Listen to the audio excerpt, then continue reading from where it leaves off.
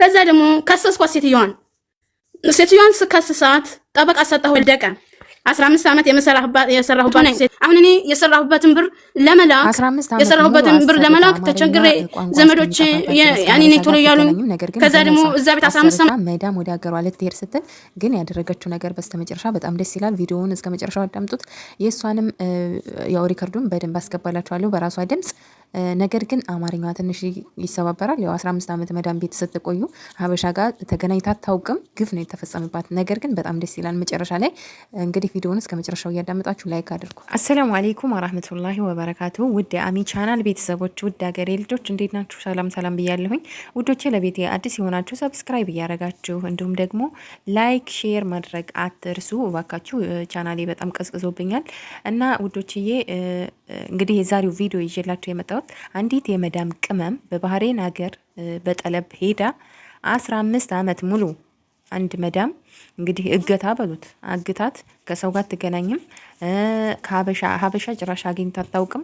ቋንቋ አማርኛ ቋንቋ እስከሚጠፋባት አረው እኔ ወላሂ ነው የምላችሁ። በቃ እንደዚህ በቃ የሆነ ስሜታዊ ነው የምሆነው እንደዚህ አይነት ነገር እንትን ስል። እንደው ባካችሁ የመዳም ቅመሞችዬ እባካችሁ ከሰው ጋር አውሩ፣ ከሀበሻ ጋር ተገናኙ። እንዴ በስልክ እንኳ አውሩ።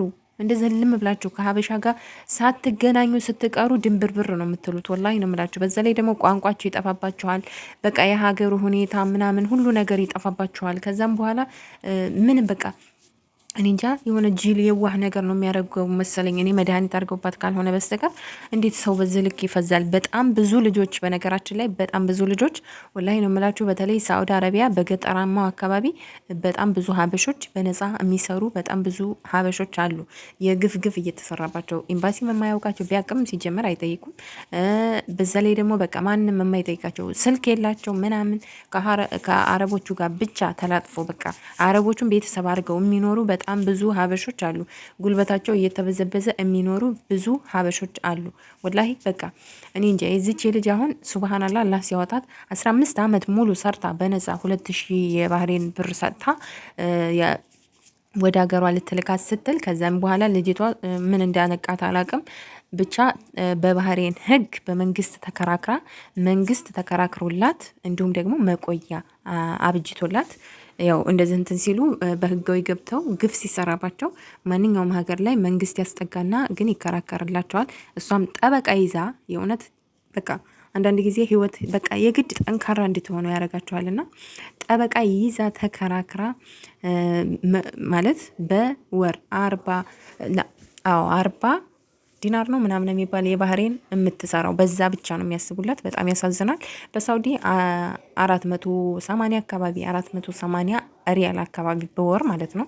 በዱባይ 450 ድርሃም አካባቢ እንግዲህ በዚህ ልክ ግፍ እየተሰራባት ማለት 3 እጥፍ በቃ እታች የመጨረሻ በቃ አለ አይደል እንደዚህ በቃ የእውነት በጣም ያሳዝናል። 15 ዓመት ሙሉ የሰራችው በ40 ዲናር ነው። ይቅርታ እንግዲህ በሳውዲ ነው የማውቀው እኔ በሳውዲ 480 ሪያል በወር እየታሰበላት ያንንም ሳሰጣት ልትልካት ስትል የባህሬን መንግስት ተከራክሮ ግን 5000 በአጠቃላይ ማለት ነው። በፊት 2000 ሰጥታታለች።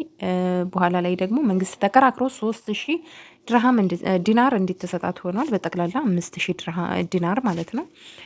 በጣም በጣም ያሳዝናል። የ15 ዓመቱ ብሯ 5000 ዲናር ብቻ መፍሩድ መሆን የነበረበት በ40 እንኳ ታስቦ ወደ 7000 ነበር።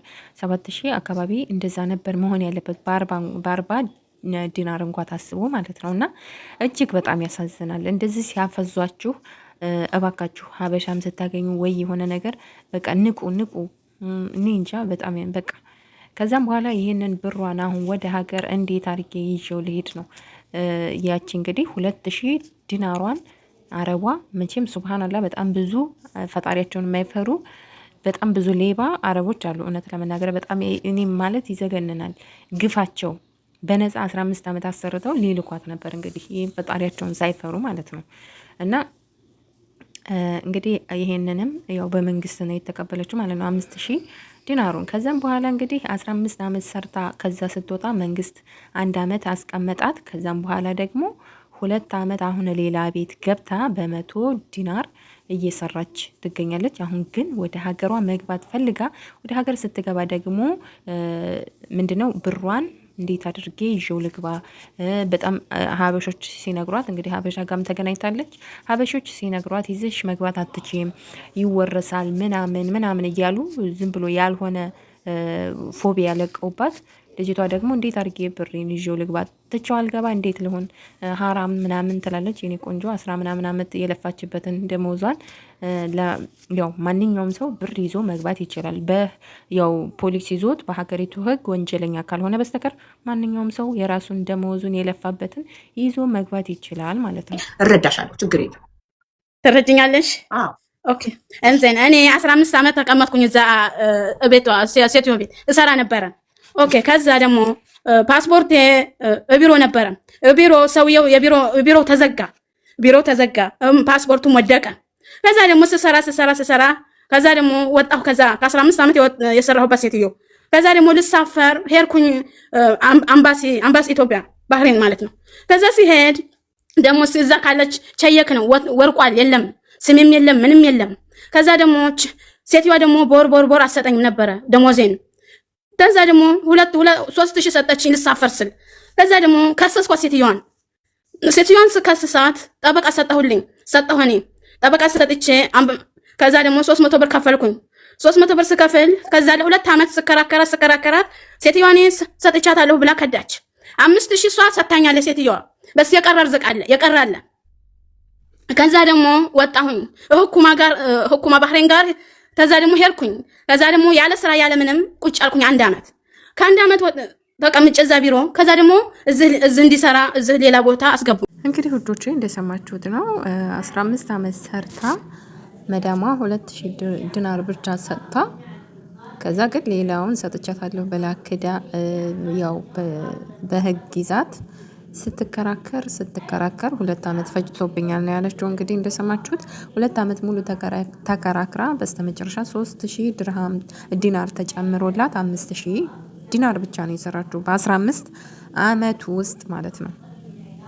2 ዓመቱን ግን ምንድነው የባህሬን በህግ ደረጃ ስለሆነ ያስገቧት በወር 100 ድርሃም ማለት ዲናር ገብታ በወር 100 ዲናር እየተሰጣት ነው የሰራችው። ይሄኛው የ2 ዓመቱ አላት።